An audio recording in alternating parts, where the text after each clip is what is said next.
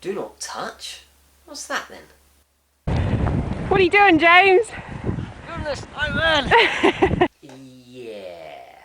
Episode 9, anyone?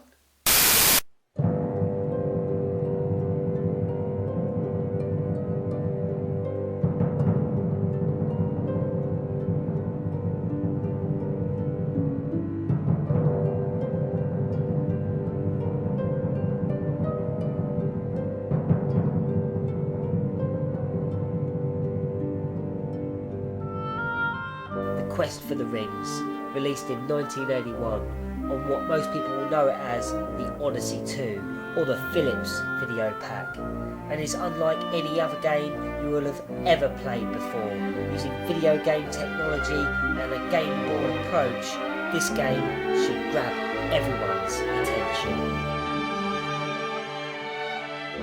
And it certainly grabbed my attention like butter to toast.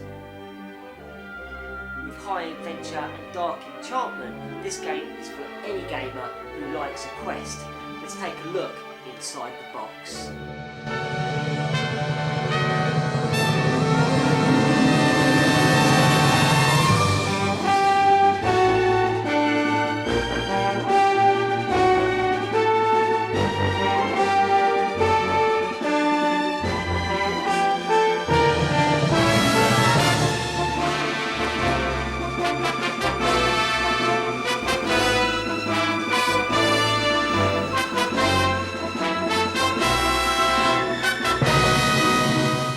Now if that's grabbed your attention and that you haven't gone to do the washing up, let's take a look inside the game.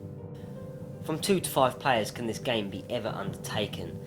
Players take control of the quest token and choose to start at any of the shipping ports around the game and enter the shadowed lands. You must work together as a team to find all 10 rings before your turns run out. One player will always take the role of the ringmaster, who will control the game and who will secretly hide all 10 rings under any of the 23 castles, which are placed all around the board. Hiding amongst the rings, the ringmaster can also place 3 dragon monsters and 3 nightmare monster tokens. These monsters are extremely deadly. Well, they don't look like it here, but they do here. Once the ringmaster has finished setting up the board, players choose their legendary heroes, from the warrior who holds an enchanted sword of great power against man and demon, to the wizard whose weapons are magical old spells to cast at any enemy, to the phantom who has the supernatural power to walk through walls of crystal and solid stone, and finally the changeling who holds the power of the mirror cloak. When worn, he will be invisible and undetected by all enemies. You will have to guide your heroes through the castles, which can be changed into 4 different types of labyrinths, from the dungeons to the crystal caverns to the infernos, and finally the shifting halls. So the road to each castle is always uncertain, as when you reach your destination, your fate is written on the back of each castle counter by the way of 4 different symbols, leading you to the different labyrinths. Oh man, I can't cope with all this exciting music and this awesome looking game. Are we going to look at some gameplay now? Absolutely. Admittedly, it does take a while to set up a game, as the instruction manual isn't exactly paint by numbers, but we're all set now, so let's look at the game. Roll the tape. This gameplay is based on a 3-player game, as one player can fully become the ringmaster throughout the game without having to play as a hero, like in a 2-player game. The other 2 players can take control of their heroes, working together towards those 10 rings. Choosing the heroes can be a strategy in itself, as there are a few combinations. I'm selecting the warrior and the phantom. The warrior's sword will fend off the monsters, and the phantom will be able to walk through any wall in the way. Once you have chosen, you can move to the first castle, turn it over and see what lurks underneath. If there is no ring, you'll have to press no ring on the overlay and then select the labyrinth according to the castle token. Your object for this first castle will then be to escape by the way of the arrow, and you can then move to the next castle.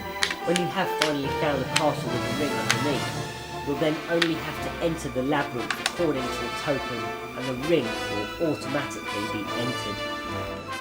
Now one of you must touch the ring to capture it, and then you can rejoice when successful. If you both die, you will have to try again, or come back later. Each time you die trying, you'll lose turns, just like moving to each castle. A 50-turn game is most common, but you can play 75 or 100-turn games.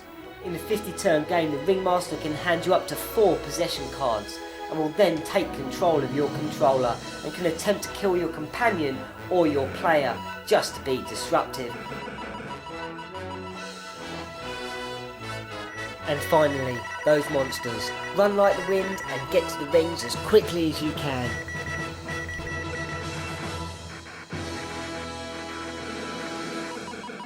Well, there isn't much more to say about the game, but your hunt will be an epic adventure.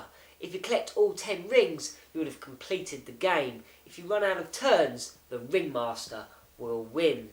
Well, this game has been an epic adventure for me to review. I really have enjoyed it. This game has never been replicated since, and I hope you've enjoyed it too. Well, there's one more episode to come from Video Games and Consoles in Season 1, and I really hope you'll join me for that next episode. I'm Chips, your presenter. This has been Video Games and Consoles. Take care, have a great week, and I'll see you soon.